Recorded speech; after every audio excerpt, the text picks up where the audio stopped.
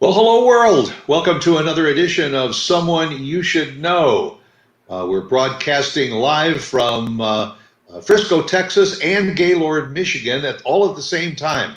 The amazing aspects of what technology can do.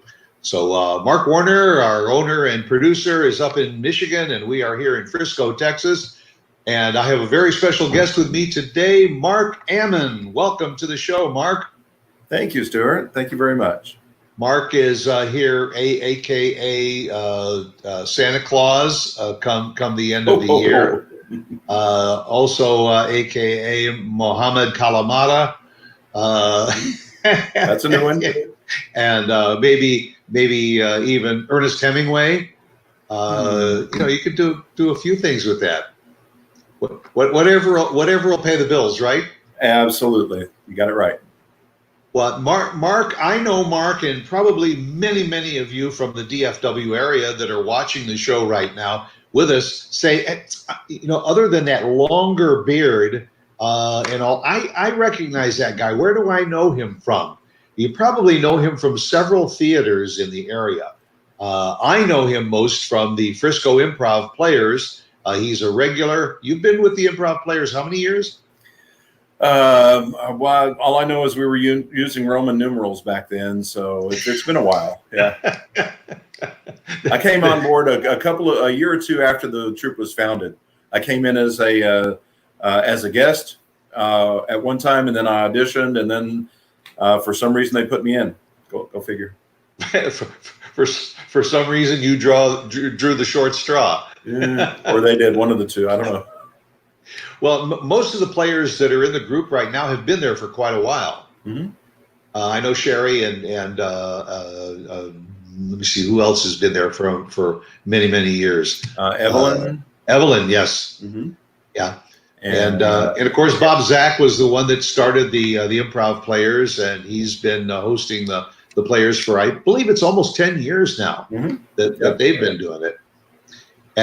But you have also done, I didn't even realize it, that you do more than improv. You've done some legitimate theater or illegitimate theater. Both. Yeah, I've done quite a bit of stage work. I've been in productions, almost every theater around the Dallas-Fort Worth Metroplex. On stage in Bedford, Louisville, Greater Louisville Community Theater, and Coppell, just naming them would take up the whole time. But I've done a lot of stage stuff. I've also been involved in film as well. Did my first film short in, I think, 2008, 2009. Or no, that was the second one. And I had one before that in like 05 or 06.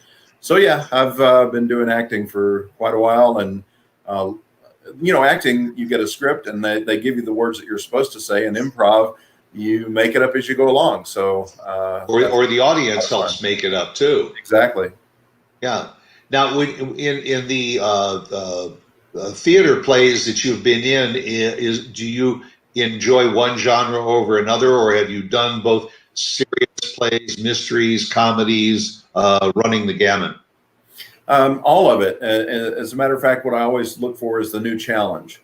So I've done several comedies over the years, and then I had an opportunity in 2009 to do 12 Angry Jurors.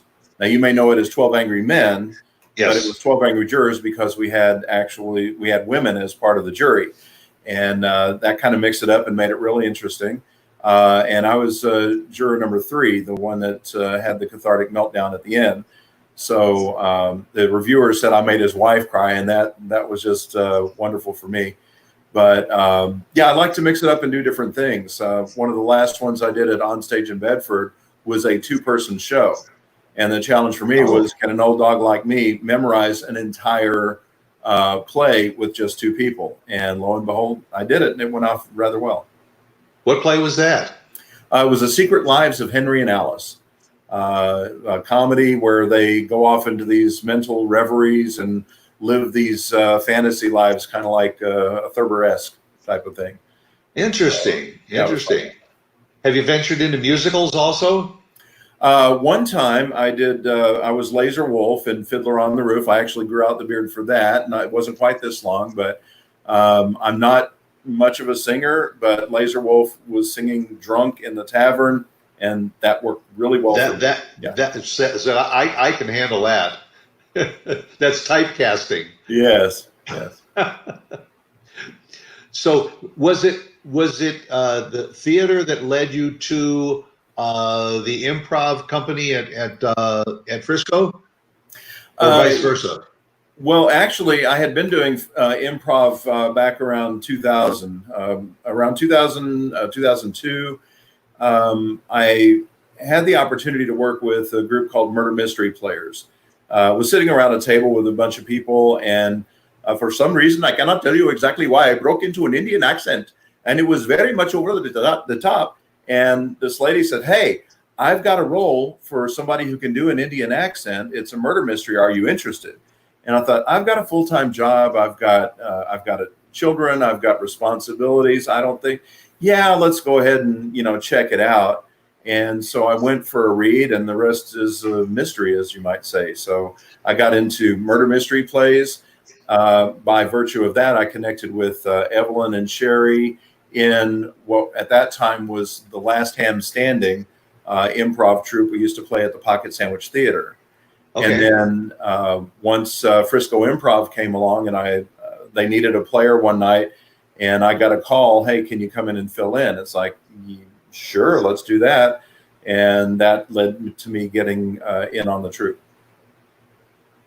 It's interesting, and I was very fortunate earlier this year. Bob Zach put together a kind of an improv 101 class and invited people to sign up. I did. There were six of us, and we had a ball. It really was a lot of fun. I mean, I've always appreciated what you do, and in my mind, doing improv is probably even harder than really reading and memorizing a script and doing your part in a play, because improv is so spontaneous Mhm. that you got to move quick, think quick, and act quick. Yep. The challenge is, as they will tell you, is to get out of your head. Instead of trying to think, okay, what do I do in this situation? You open yourself up to experience it as if you were right there. So something comes your way. It's like, okay, if I were actually in this situation, what would I do? And you just, instead of thinking about it, you just react. Once you get in the habit of doing that, and you attend the workshops, and you put in the work, and you gain the trust of the people that you're working with, it can become just a real natural thing for me. I never have anxiety going on stage. It's always, I'm in the moment, and it feels natural, and it's very cathartic for me. I really enjoy it. Well, you learn the body motions and body language of your fellow players too, so that when you do something, you kind of have to almost anticipate where they're going to go, so that you know where you're going to go with it too. Would you say that improv is an advantage of helping you with preparing for a role in a play or a movie, or vice versa? Absolutely. When you think about it, life is improv. We're all making this stuff up as we go along. So I don't have a Especially script right now. now, and you may have some questions in front of you, but when we're out in day-to-day life, it's making it up.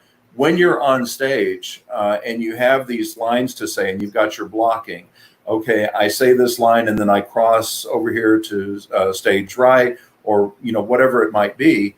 If one of your castmates happens to flub a line or move in the wrong way, and you have to make an adjustment for that, this is where improv training really comes in handy, because you can cover that, and the audience will never ever know that something went wrong. Well, she missed a line, he missed a line, they were supposed to go here, they did this, they didn't pick up the prop. But because of improv training, you can actually cover that, incorporate whatever it is back into the scene, and carry it forward. And that continuity is what keeps the story moving and keeps the audience satisfied. Have you ever gotten caught in that with a legitimate play, where all of a sudden somebody flubbed a line and you have to get in there and try and help them Oh, recover? yeah, of course. Yeah. Interesting. Now, this is acting in the improv or in regular plays. That's not your vocation, is it? Uh, Correct. you are you a native Texan? Well, Stuart, never ask a man if he's from Texas because if he is, he'll tell you, and if he's not, why embarrass him? I was born in Florida, but I got here as quick as I could. My parents moved here when I was 2 or 3 years old, and I've been in Dallas Fort Worth ever since. So I consider myself native. Very good. So you went all through the school and what did you study in school? How to get out of school? I How to get Yeah, I went to Richland High School in North Richland Hills. Went to Tarrant County Junior College for a while in Hearst, and then graduated from UTA with a Bachelor of Business Administration, concentrated in systems analysis. Initially, I went to work as a computer programmer analyst for Tandy Corporation. In my resume, if you looked at all the jobs that I've had, the careers that I've had, I have been everything. I've worked in LASIK surgery. I've sold extension cords door to door. I've sold grave sites. wait a minute. Extension cords door to door? Yeah. As a youth, my cousin had a company, and he would get a bunch of kids in a station wagon. His mom had sewn these bags that we carried over our shoulder, and we sold the safety reel. It's a plastic reel with an extension cord that winds up. You only pull out what you need, and we would go door to door and sell those things. And I was always the top salesman. Won a TV, won a bunch of stuff because I knew how to sell. And sales was my profession for a long, long time until I got into higher education about 13, 15 years ago. Started out with a little small, it was a medical training company, and now I'm Associate Dean of Admissions with Richland College. Boy, you do have a varied background, don't you? Yeah. And I would imagine that when you said extension cords, I'm thinking, boy, that was a great foundation for somebody that was eventually going to go into improv, because boy, if knocking on a door and trying to sell somebody an extension cord and everything isn't improvisational at its best, then I don't know what is. Oh, it certainly was. I had to be ready with a story. That's great. So what are your duties at Richland College, and also how has this pandemic now impacted what you've been doing there? Are you still doing it virtually? Yes, it's been quite the challenge, but we've risen to meet it. In my capacity as the Associate Dean of Admissions, I oversee the admissions team, which is about 30 people.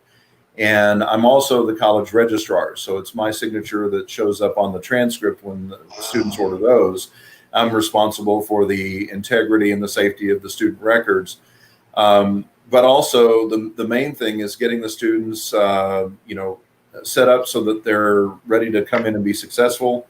I love what I do. I have a passion for serving the students. It has been quite the challenge working from home, but all of us have made that shift. I am struggling to remember when we actually made the switch, but sometime in March, I believe. And we were sheltered at home, and some of us didn't have technology. So we had to arrange to get laptops to people, in some cases hotspots for those that didn't have Wi-Fi access. And we're in registration right now. Simultaneously, the semester just ended yesterday. So it's kind of the perfect storm. We've got the busiest time of the year, all these changes, plus we're rapidly becoming one college. We'll be known as Dallas College, hopefully, when our accrediting body looks at us in June, and all 7 colleges come together as one. So it's very exciting. It's very challenging. It's very exhausting. And all this requires improv. So you're working with so you are actually working within the system of all 7 colleges to bring them together under one banner. Correct. Yeah. And then what was going on with the college as far as those graduating seniors? Um, the high school seniors, you mean? Yeah.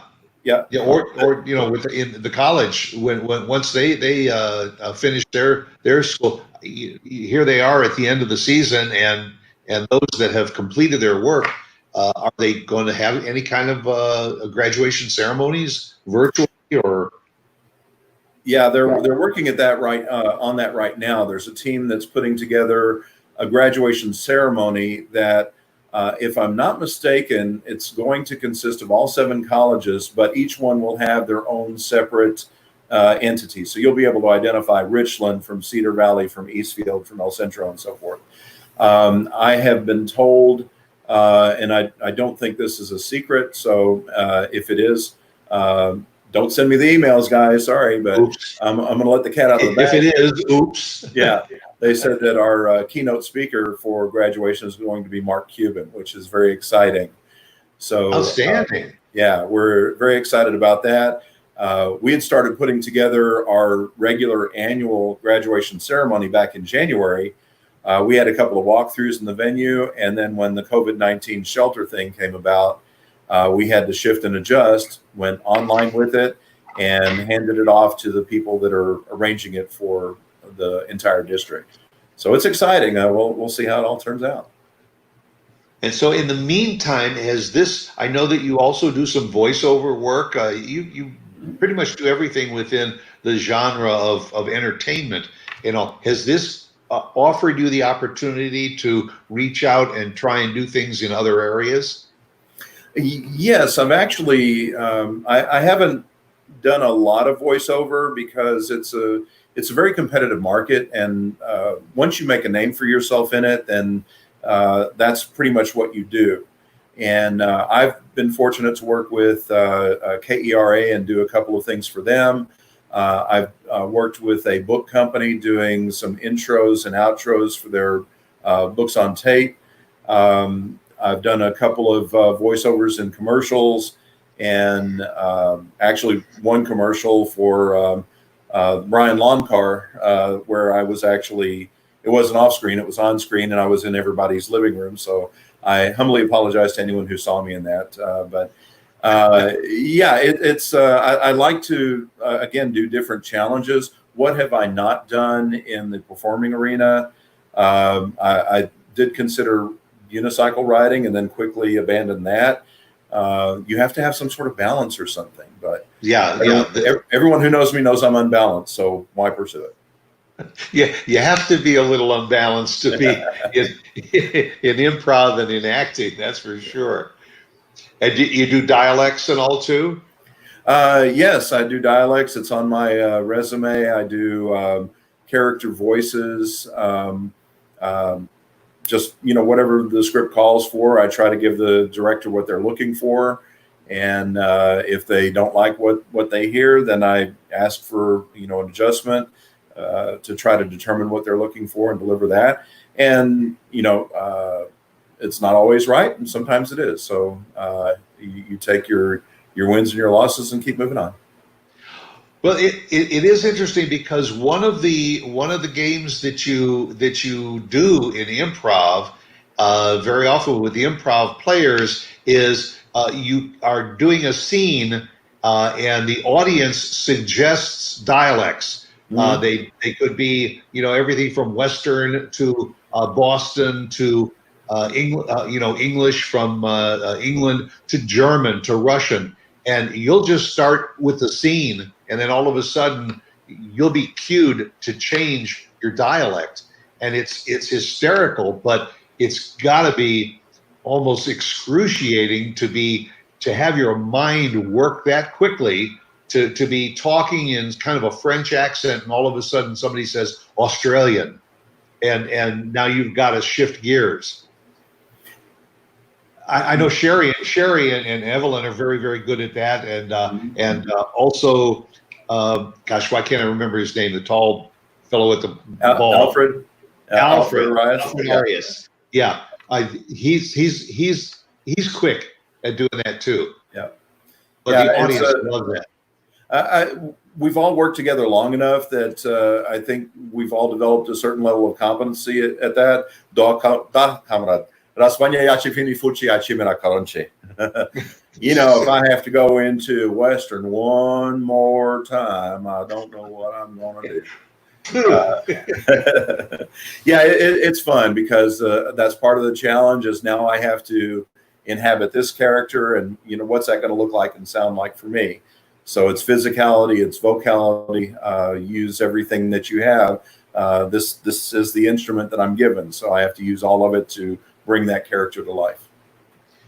Yeah, and you know, I'll give a shout out to the Frisco Improv players that you know, because of this sequestering and all, we don't know when they'll be able to open the theaters for live entertainment again.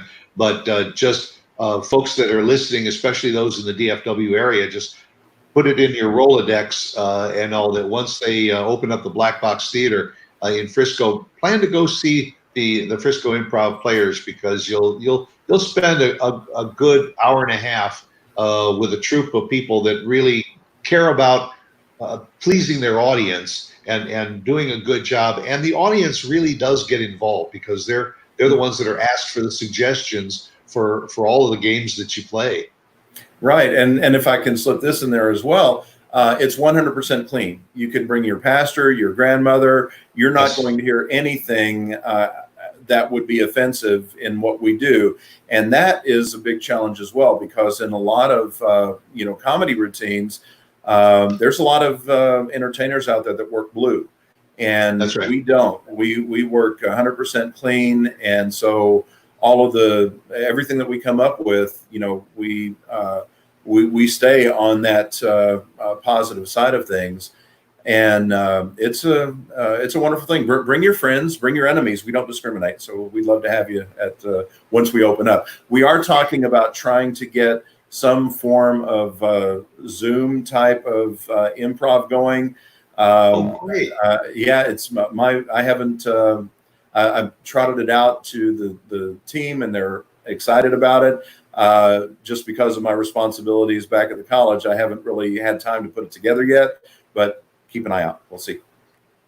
That would be outstanding because I see a lot of entertainers that are starting to do that, doing either, you know, Facebook Live programs for an hour or so, or doing virtual concerts in order to keep people entertained, keep their minds off of sitting in their homes. You know, and I think it's a great idea, and if you could pull it off, that'd be wonderful. And it'll be wonderful for another dimension too, is because it will now be available for people far beyond the DFW area. People all over the country and all can then go virtually into seeing a good, clean improv performance. And I think that's important, especially for bringing teenagers in, because very often they can't get into the clubs that do, as you said, the blue version of improv. By virtue of that, then high schoolers and college kids and everything can enjoy a good improv show. Yeah, it's great for them, and the challenge will be in a virtual format. You know, in the theater, we can get suggestions directly from the audience. They shout it out, we act on it right there. It's instantaneous. So the closest we could approximate it in a virtual environment would be a chat box suggestion. Right. You know, and at that point, if somebody suggests, okay, you're a frog who's teaching a class, then, you know, we can take that suggestion.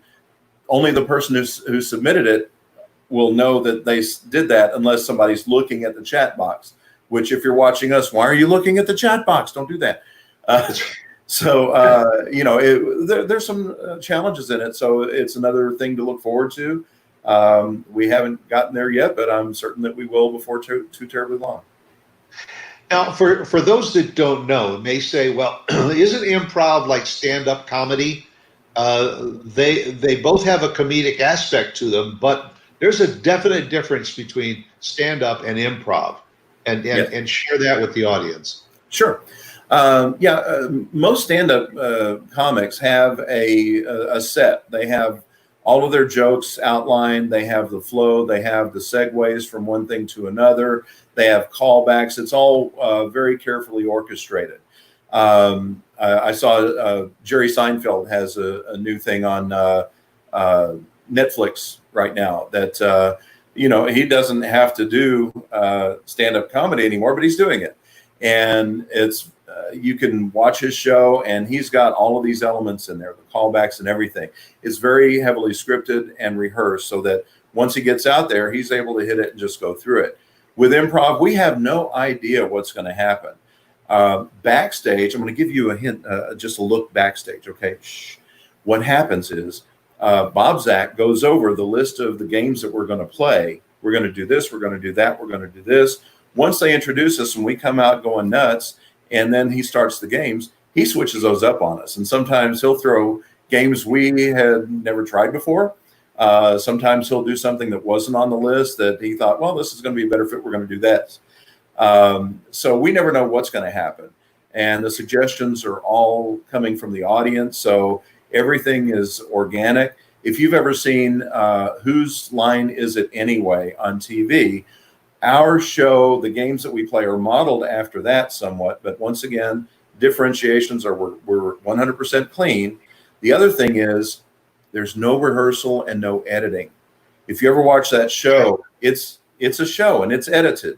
So if they have something that doesn't work, that just falls flat, that stinks, it's cut out. Hopefully those times are minimized for us, but by being live, we have to be cognizant that we don't have editing. And so we're trying to give the audience the best that they can expect and, avoid falling on our face. Now, in improv, that's always a possibility. That's why you want to have people that you work with and trust and a good understanding and knowledge of what you're doing, because that minimizes the failures. And sometimes when there is a little bit of a stumble, you get the biggest laughs from the audience for it, because they're trying to see how you're going to dig yourself out of that. Right. Yeah. So that kind of adds to the moment. The performer in trouble is always just a titillating point for the audience. Okay, what's he going to do now, or what's she going to do? And then, gotcha. And then once we rise above that, it's like, yes, he rose to the challenge. One of the things that people who are going into improv, they get fearful and scared because they think, it's a challenge between me and the audience. I'm working against them. They want you to succeed. They want to have a good show. They're pulling for you. And with everyone in every chair that's looking at me and wanting me to succeed, how could I disappoint them? Yeah. And you do it well, as does the entire company. And it's you're very kind. Thank you. Good to watch. You know what? I'm going to turn the page because I want to go to another subject with you that I think is absolutely fascinating and incredible. And that is that I understand that you are a blood and platelet donor. Yes, I am. And boy, it couldn't be a more prime time to understand what that is and what it means than right now. Because you don't just do it occasionally, you do it on a regular basis. Right. And share with the audience exactly what being a blood and platelet donor is. Well, I started in the 1970s. I think maybe Carter Blood Care came out to the Tarrant County College, and that I think was my first donation. And I just did a regular blood donation. And when you do that, sometimes since you're losing blood volume, it can make you a little bit lightheaded when you're finished. You drink some juice, eat some crackers, and within 10 to 15 minutes you're fine to go. Fast forward to recently, the Carter Blood Care has identified that my platelets were needed more than my blood. And so I found a method of donation called apheresis, where they take 2 or actually 3 units out at one time, and they refill with saline solution, so that you don't have a volume loss. You don't get that lightheaded feeling. And over the years, I have donated 43 gallons, a combination of, blood, platelets, plasma, 43 gallons overall. And I try to donate every 2 weeks. Now, if you're donating whole blood, you can only do it once every 56 days. So that restricts you to 3 donations annually. With platelets, you can donate much more frequently. So I'm on an every 2-week schedule. I am scheduled for tomorrow. I'm going to have to move that out, unfortunately, because of some things that came up. But platelets have a lifespan, a shelf life of 5 to 10 days. And so they're needed constantly, and they really are helpful for patients with cancer. And whatever I can do to help save lives, as long as I'm healthy and well and able to do it, I'm willing, because only about 3 to 4% of the population that's eligible to donate will actually do it. So not only do I donate, I'm an advocate for people and let them know you can do this. You're going to save a life. It'll make you feel great. I don't tell anyone, but I hate needles. I hate them. I always have. But I've got like permanent little indentation on my arms from donating. And I've actually gotten a call one time where they had a critically ill cancer patient, and they brought me in and connected me in both arms, and I'm donating out of both simultaneously to get the maximum volume for this patient. And it was a few years ago, but I think the outcome was good. I never found out who it was because they maintain confidentiality, but they said the patient's doing well. Now, I have given blood over the years, and I know that the process for giving a unit of blood, of whole blood, is maybe 20 minutes to a half an hour. The process. What is the process for giving plasma or platelets? Well, for me, since I normally do a double or a triple donation, it usually is about a 3-hour process, start to finish, from check-in to juice and snacks, and then I'm out the door.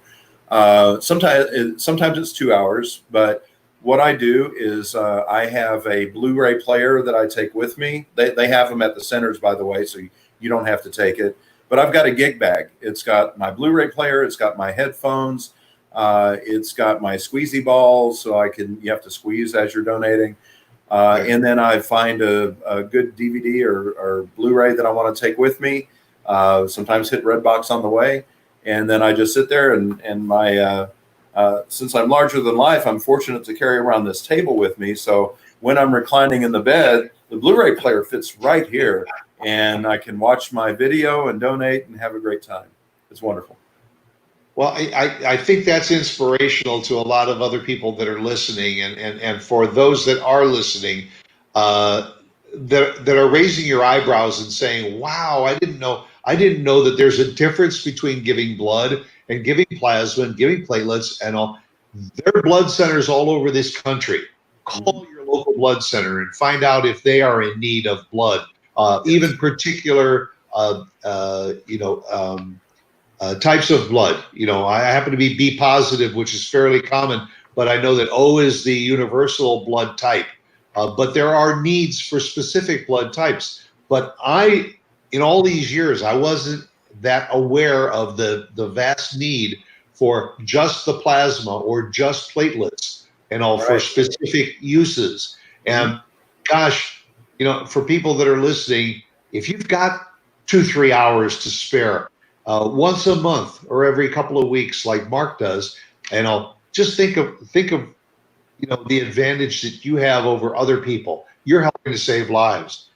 Even if you have 20 minutes, get in there and do that one-time donation. Everything helps.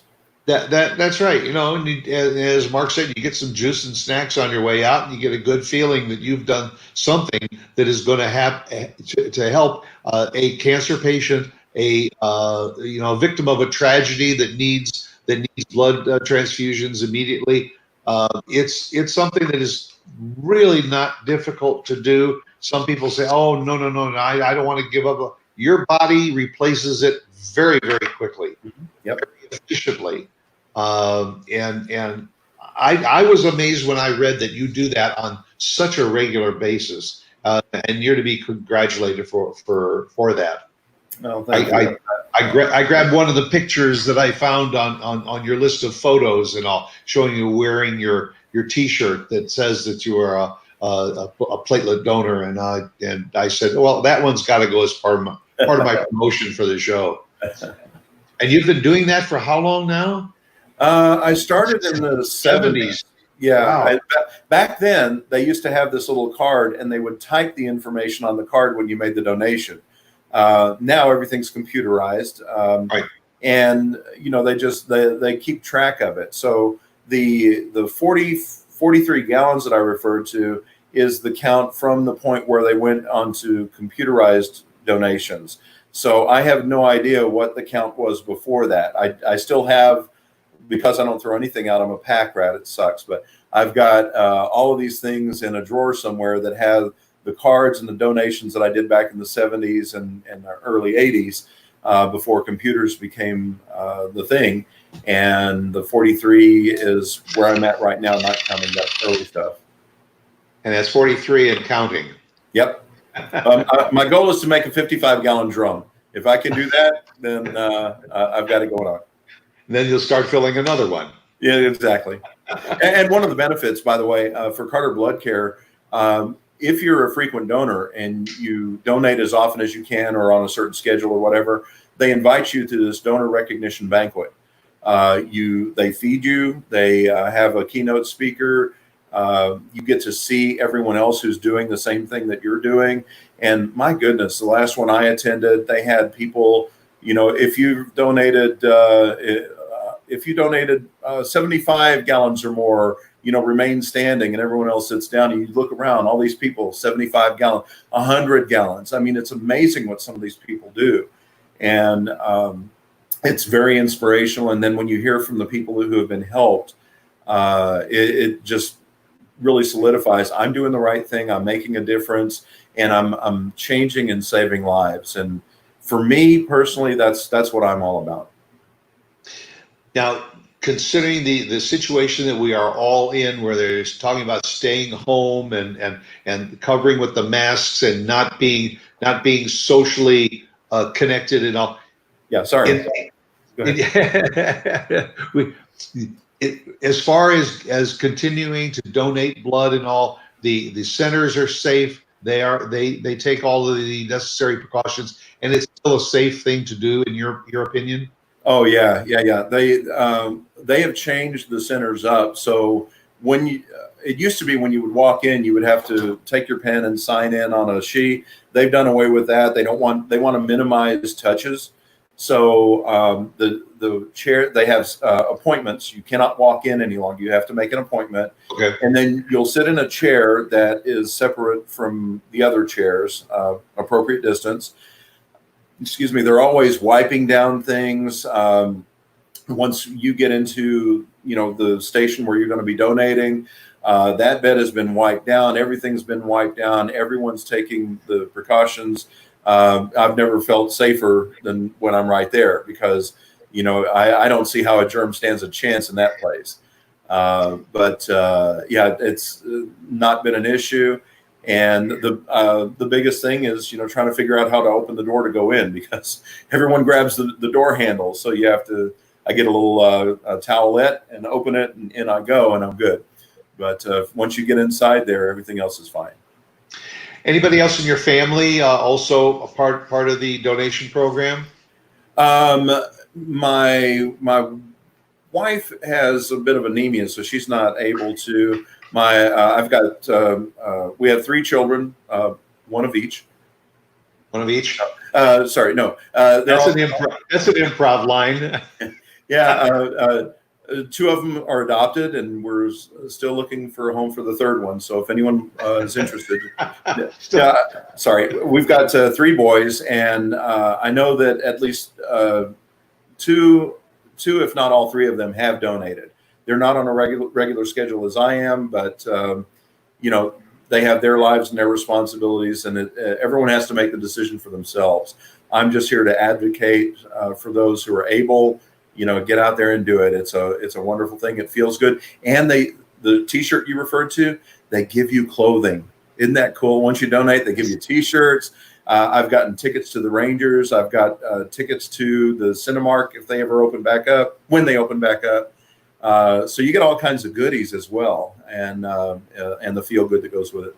So that's part of the process too. You haven't had to go out and buy a T-shirt in years. No, in fact, my wife, once the drawers started overflowing, it's like, okay, let's take a picture of this so you have a record of it, and then offload a call. We'll take a picture of it. You'll have the picture to refer to, and then we'll donate the shirt. And so we've done that. We give the shirts that I stopped wearing, we give those to Goodwill, and it's the giving keeps on going. Yeah, it's amazing.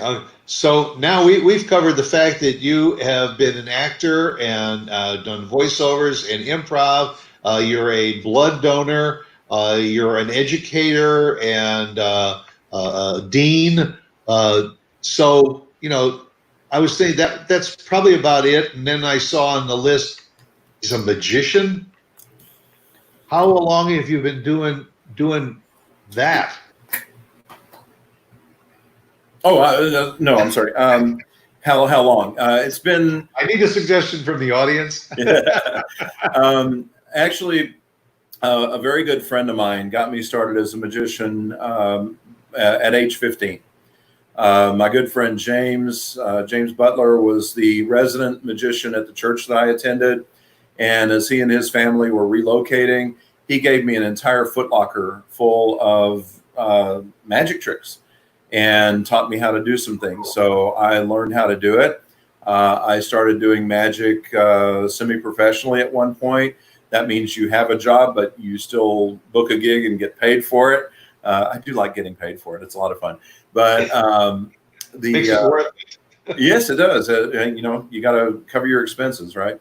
But so I've been doing it since then. I have not done my most recent show was as part of a play during the Christmas season. We did a what's the name of it? The one with Jimmy Stewart. Can't think of the name. It's a Wonderful Life. Yeah, we did It's a Wonderful Life at Wandernook Theater in McKinney, and I was it's a radio play, not the regular play, but one of the things that I did in the intro to that play was a little magic as kind of an icebreaker for the audience. And prior to that, it's been several years since I've done a show, but it was good to get the props back out and have some fun with it.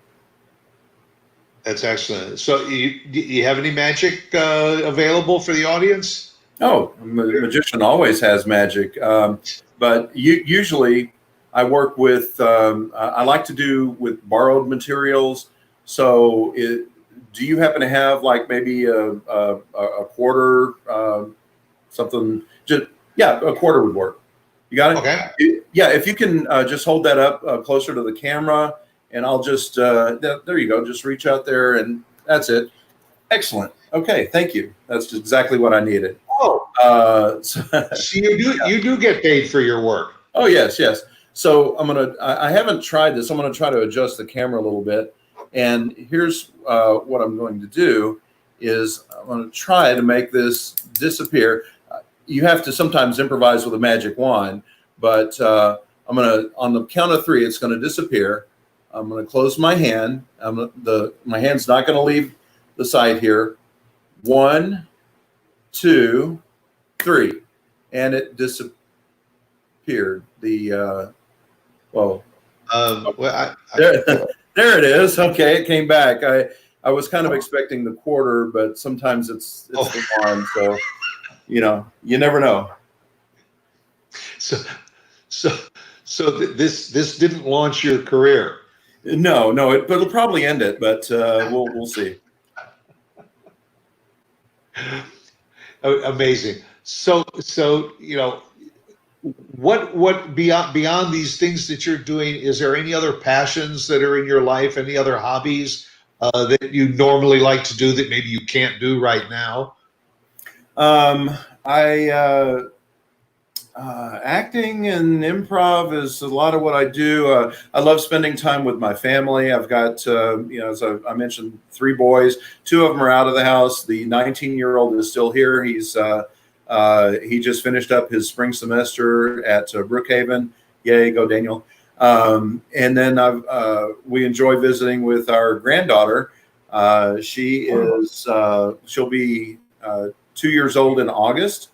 And so my oldest son and his wife, they live 6 miles north of us in Carrollton. Oh, that's great. We love to go out there and play with her. I enjoy fishing, although I admit I haven't done that in a while now. I've been talking to my wife about maybe going out and doing that. Yeah,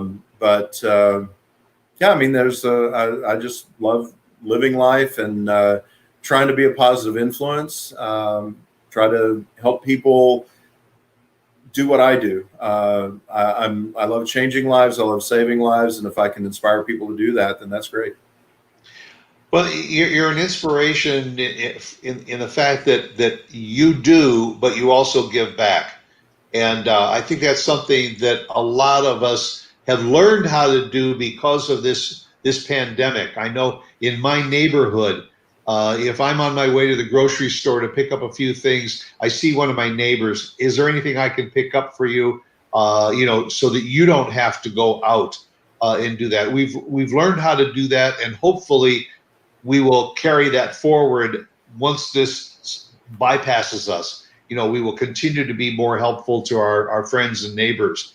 The fact that you're a donor and all, I can't congratulate you enough for what you do, because just like a organ donor in a tragedy can help keep other people alive because of their sacrifice, by doing something as simple as lying on your back and watching a DVD for a couple of hours while you're giving helpful fluid to others is something we all should think about doing it, and doing it more often. Mm-hmm.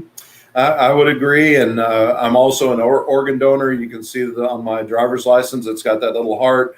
It shows that I'm a donor. And I can't remember the name of the organization, but there is an organization that you can sign up with to be a bone marrow donor.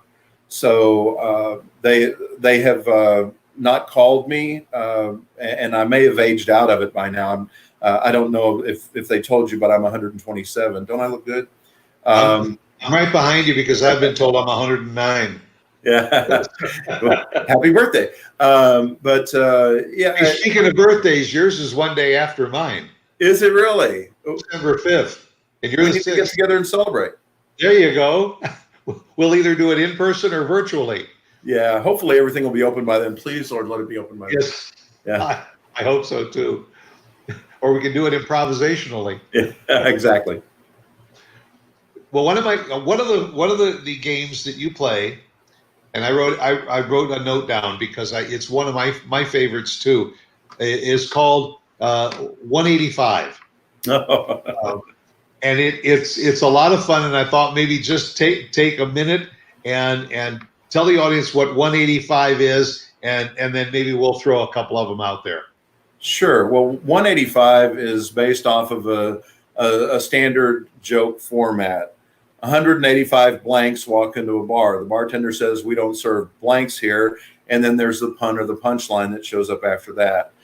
So that's the format of the joke. And they would throw it out to the audience, and they say, "We need a suggestion." What? And somebody says, "Lawyers." Okay. So you would step out and you would say, I would step out and actually I'd wait for one of my colleagues to go, because there's usually 4 or 5 of us that do this. So if one can't think of something, someone else does. 185 lawyers walk into a bar. The bartender says, "We don't serve lawyers here." And the lawyers say, we're just going to be brief. Or they're not all good. They're not all good. Yep. 185 lawyers walk into a bar, and the bartender says, "We don't serve lawyers." And the lawyer says, "I object to that," and that goes on, and then you each take turns, and it's a fun game. It is, and Bob Zach Bob Zach knows how to end that game. When someone puts a button on it and hits something that just gets the audience laughing, that's when it stops. Okay. When you get it up there. Thank you, everybody. Yeah. Well, Amazing. sadly, we didn't get there on this one, but that's okay. Well, we'll have to invite the audience back. Indeed. Invite the audience to come to the Black Box Theater once the improv players are back live or virtually. Just watch for it. Mark, thank you for taking the time to be with me today. It's a pleasure, Stuart. Talking with you again. Congratulations on all you do with your donations and everything, and all you do for comedy. You're a good guy, and I'll look for you on the corner as Santa Claus this coming winter. Great. You're just not going to get to sit on my lap. Sorry. No, I won't. So you take care. Have a great weekend. Thanks again for being a part of Someone You Should Know. You too. Thank you. I hope you'll be here again next week when we have another show and do another version of Someone You Should Know. If you want, you can go on YouTube or on Facebook later. And if you didn't catch the whole show, tune in, watch the show, share it, like it, and we'll see you again here next week again for another edition of Someone You Should Know. Take care. Be well.